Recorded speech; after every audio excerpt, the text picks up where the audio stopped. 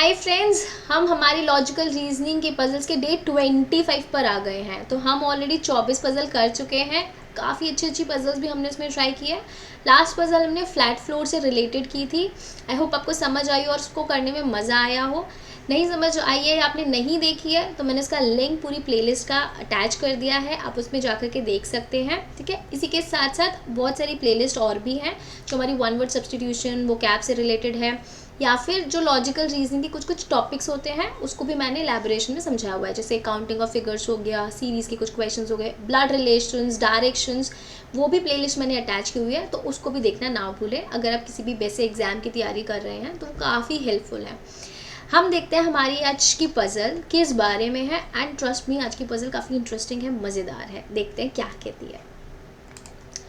कह रहा है 7 पर्सन है, PQRST UV of different ages. इन सबकी एज है, वो पता नहीं किसकी एज कौन सी है, वो हमें मैप करनी है और हमें बताना है। ठीक है, सर्कुलर टेबल में बैठे हैं फेसिंग टूवर्ड्स द सेंटर। अगर आपने इतनी सी लाइन से समझ लिया होगा कि अच्छा इस पजल इस बारे में कि सर्कल के चारों तरफ 7 लोग बैठे हैं, सबको बिठाना और एज मैप करनी है। नहीं, थोड़ा सा कॉम्प्लिकेशन है इसमें। कॉम्प्लिकेशन क्या है? सेकेंड लाइन में नोट में, no 2 consecutive letters are in alphabetical order, which means कि अगर किसी जगह पर लेट्स से P बैठा है, ठीक है, नहीं से लेट्स से Q बैठा है, उसे बेटर समझा पाऊंगी। Q बैठा है तो उसके आसपास इमीडिएट जो लेफ्ट एंड राइट होगा उसमें Q के एडजेसेंट लेटर्स नहीं आ सकते। जैसे Q के एडजेसेंट लेटर्स क्या होते हैं? P and R, तो उसके आसपास ना P आ सकता लेफ्ट राइट में, ना ही R आ सकता। तो कोई भी 2 कॉन्जिक्यूटिव लेटर्स अल्फाबेटिकल ऑर्डर में नहीं आएंगे, राइट? PQ साथ नहीं आ सकते, PQQR साथ नहीं आ सकते, QRRS साथ नहीं आ सकते। ये चीज़ समझ आ रही है? कॉन्जिक्यूटिव अल्फाबेटिकल जो लेटर्स होते हैं वो कभी भी साथ नहीं आएंगे, नो टू है। क्लियर? तो एक ये चीज़ कैच है जिसका हमें ध्यान रखना है। दूसरी चीज़ जिसका हमें ध्यान रखना है which is person's age must not be a factor or a multiple of sum of the ages of their immediate neighbours. I know समझने में थोड़ा लगा होगा अबे क्या बोल गया, ध्यान से समझो। किसी भी बंदे की एज, लेट्स से P की जो भी एज आएगी वो उसके आसपास के जो नेबर्स होंगे, सर्कल में बैठे हैं तो हर बंदे के 2 नेबर्स हैं, ठीक है, तो जो दोनों नेबर्स की एज का सम होगा, दोनों नेबर्स की एज का जो सम होगा, P की एज ना तो उसका फैक्टर होना चाहिए, जो सम है उसका ना तो फैक्टर होना चाहिए और ना ही उसका मल्टीपल होना चाहिए।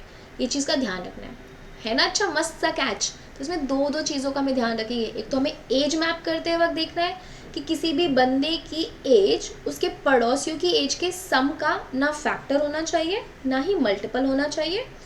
दूसरा, बंदे के आसपास जो बंदे बैठे हैं उनके लेटर कॉन्जिक्यूटिव नहीं होने चाहिए, राइट? तो 2 चीज़ इसमें कॉम्प्लिकेशंस ने ऐड किए जिसकी वजह से पजल काफ़ी अच्छी हो जाती है। अब हम बिठाना शुरू करते हैं। यहाँ से हमारे पास इंफॉर्मेशन है।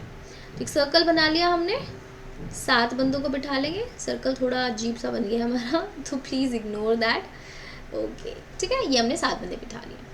कहता है R sits immediate right of the person whose age is 15।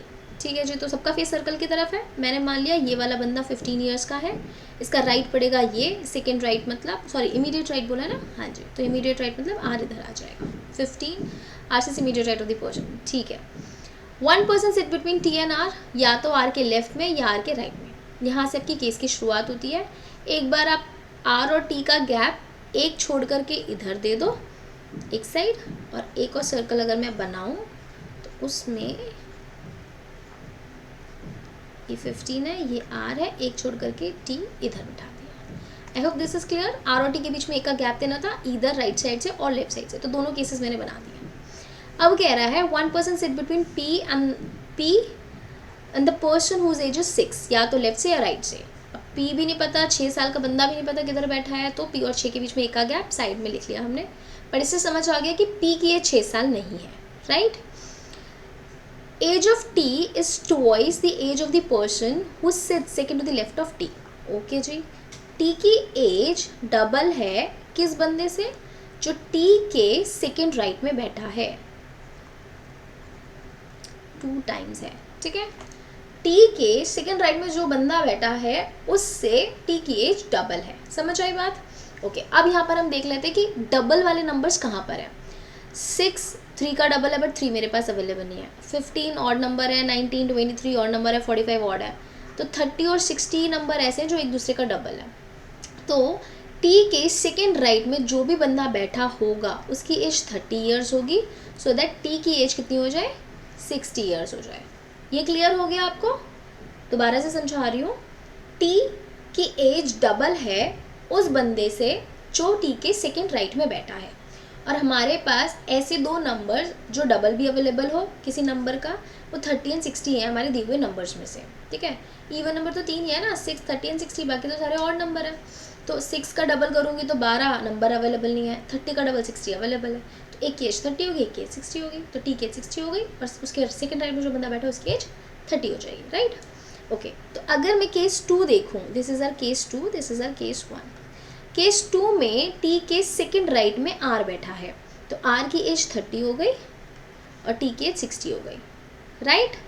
और केस 1 में टी के सेकेंड राइट में यहाँ पर उधर की तरफ से सेकेंड राइट होगा, इधर की एज 30 हो गई इस बंदे की, जो भी बंदा बैठेगा, और इधर इस बंदे की एज 60 हो गई, टी की एज 60 हो गई, राइट।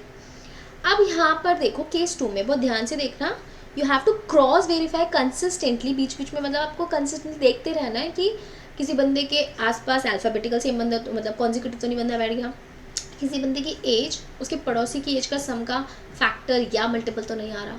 बार बार चेक करते रहोगे तो जल्दी बन जाएगी, वरना आगे पजल बनाते रहो, सोचते रहो क्या इसमें किस तरीके से एलिमिनेट करेंगे। केस 2 में देखो 15 ईयर्स का जो बंदा है उसके पड़ोसियों की एज देखो, एक की एज है 60, एक की एज है 30, दोनों का सम कितना हुआ, 60 + 30 90। तो 15 क्या 90 का फैक्टर या मल्टीपल है? Yes, 15 is a factor of 90, 15 6 90 होता है। तो 15 90 का फैक्टर है जो हमारी इंफॉर्मेशन को क्लैश कर रहा है। उसने मना किया था कि किसी की भी एज उसके पड़ोसी की एज का सम का ना तो फैक्टर होना चाहिए ना ही मल्टीपल होना चाहिए। तो केस 2 में तो 15 ईयर्स का जो बंदा है वो 60 + 30 90 का फैक्टर बन रहा है, इसीलिए केस 2 हमारा एलिमिनेट हो जाता है। आपको समझ आई ये वाली बात? तो हमारा केस 1 जो है वही वर्क करेगा पूरा का पूरा। थोड़ी सी कॉम्प्लिकेटेड, थोड़ी सी इसमें कंफ्यूजिंग हो सकते हो आप, पजल में कंफ्यूज हो सकते हो, थोड़ा सा है पजल, पर मस्त पजल है, अच्छी है, ऐसी पजल करने में मज़ा भी आ जाता है। अब देखो हमें केस 1 क्लियर हो गया कि केस 1 ही हमारा बनेगा।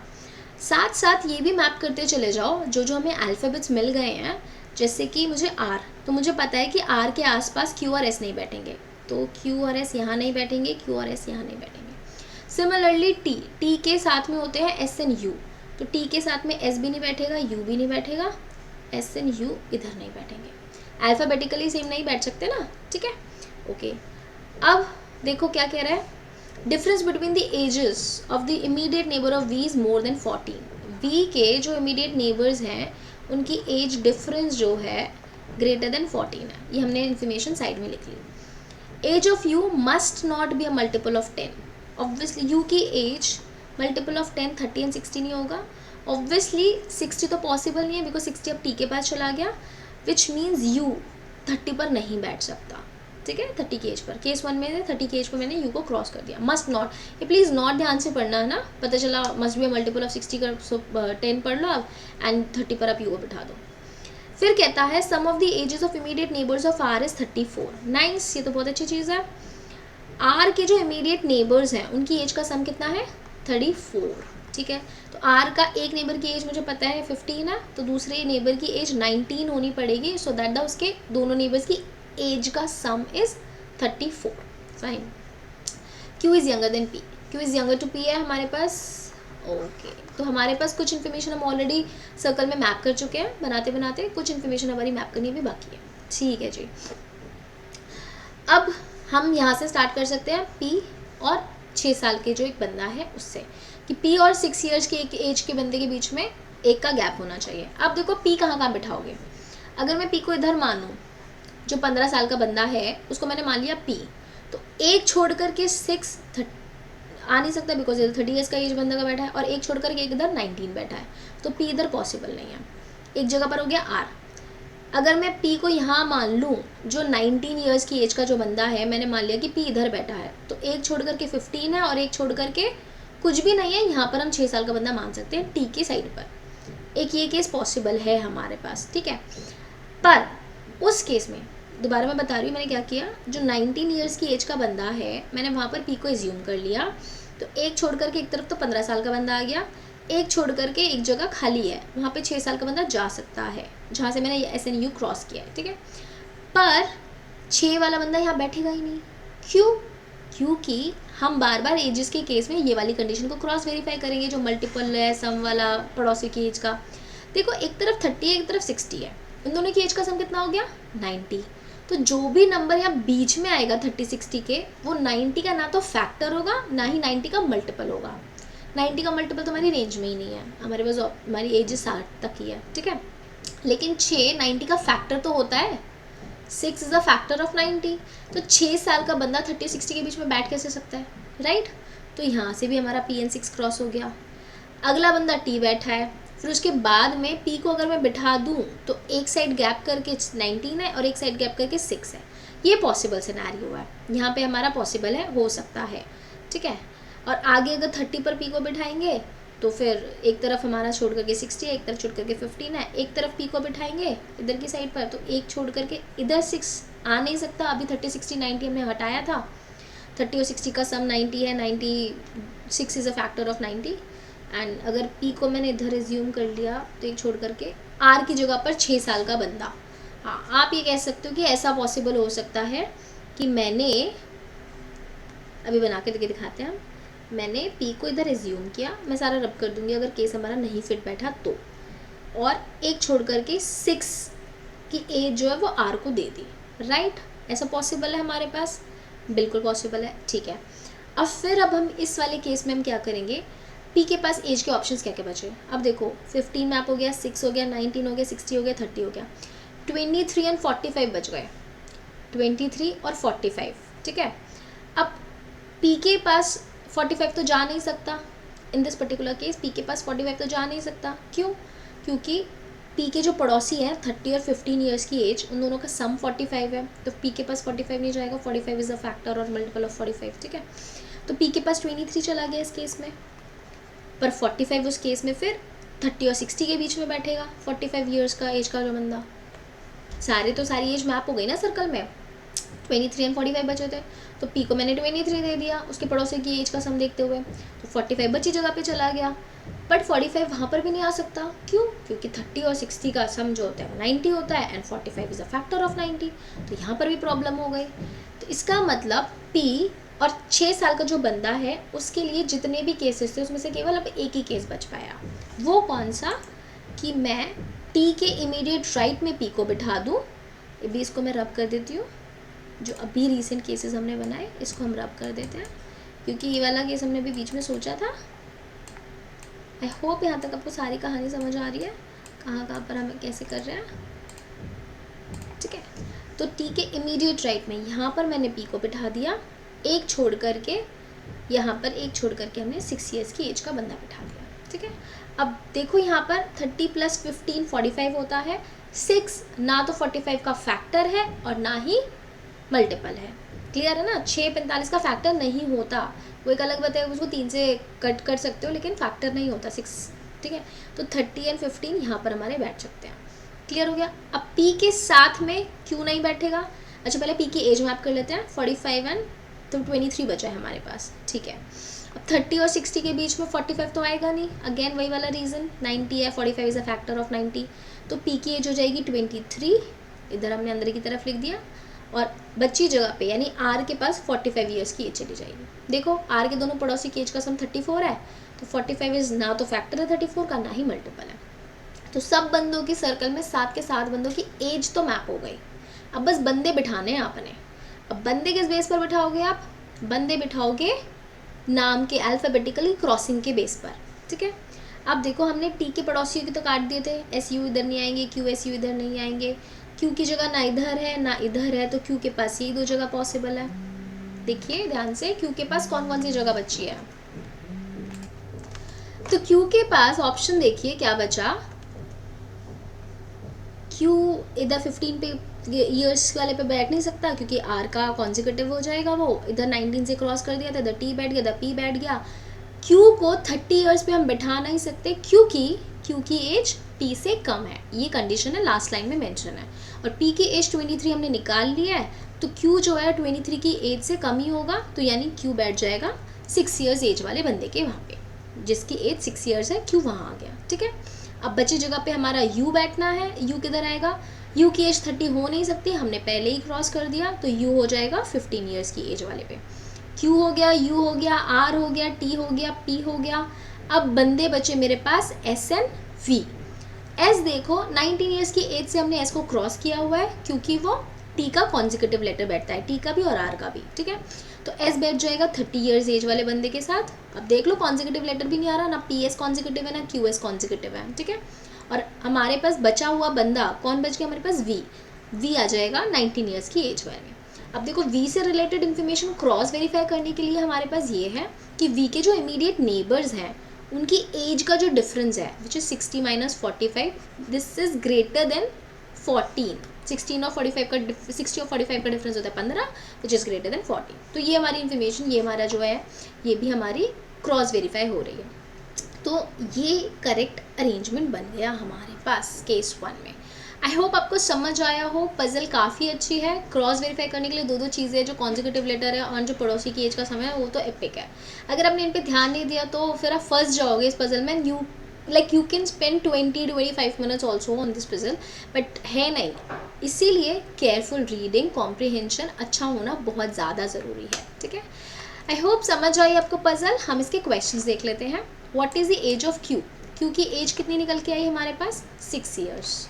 तो D option is our answer. Who among the following sits second to the left of the person जिसकी एज 19 ईयर्स है? 19 ईयर्स की एज है वी के सेकंड लेफ्ट में बैठा है U. Okay, A option. Which of the following is true? S की age 60 है, वी की एज 19 है। यस, वी की एज 19 आई थी, राइट? ओ सॉरी, वी की एज 19 है, ये अभी हमने देखा था। तो D option is the correct answer. What is the position of V with respect to P? V की पी के रेस्पेक्ट में क्या पोजीशन है? Second to the left. ठीक है, सेकंड टू द लेफ्ट आ रहा है, तो immediate left, second to the left, C option is our answer. तो क्वेश्चन इसके सीधे हैं। Who among the following is the oldest person? 60 साल का बंदा कौन आया था? ओल्डेस्ट तो 60 साल का बंदा ही है। कौन आया था 60 साल का बंदा हमारे पास? टी। ये तो हमारे पास बहुत जल्दी निकल गया था, टी का। ओके, ऑप्शंस पे नहीं है, तो नन ऑफ दीज। तो नन ऑफ दीज भी आंसर्स होते हैं, ऐसे मत सोचना नन ऑफ दीज आंसर्स नहीं होते। टी है सबसे ओल्डेस्ट पर्सन जो है 60 ईयर्स की एज का, नन ऑफ दीज। पजल काफ़ी अच्छी थी, इंटरेस्टिंग थी, मुझे तो सॉल्व करके बहुत मज़ा आया। आपको आया नहीं आया वो आप मुझे बताइए। और अगर आपको ऐसी पजल अच्छी लग रही है, ऐसे आप चाहते हो कि अब आपका लेवल थोड़ा इंक्रीज़ हो गया है 25 पजल 24 पजल्स करने के बाद, तो मुझे बताओ, मैं इस तरीके की और भी पजल सॉल्व करवाऊँगी। ठीक है, और अगर आप हमारे कैट बैचेस में MBA एंट्रेंस एग्जाम के ऑनलाइन या ऑफलाइन बैचेस में एनरोल करना चाहते हैं तो हमें दिए हुए नंबर पर कांटेक्ट कीजिए। मिलेंगे बहुत सारी ऐसी फन वीडियोस के साथ, बहुत सारी पजल्स के साथ जो दिमाग में मस्त अच्छा लगता है कि यार आज तो कुछ अच्छा वाला है, सोचा, दिमाग की मस्त एक्सरसाइज हो गई है। ठीक है, आप पढ़ते रहिएगा, हंसते रहे, मुस्कुराते रहें एंड अपनी सेहत का ध्यान रखेंगे। ठीक है, चलिए मिलेंगे अगली वीडियो में। Till then bye bye, take care.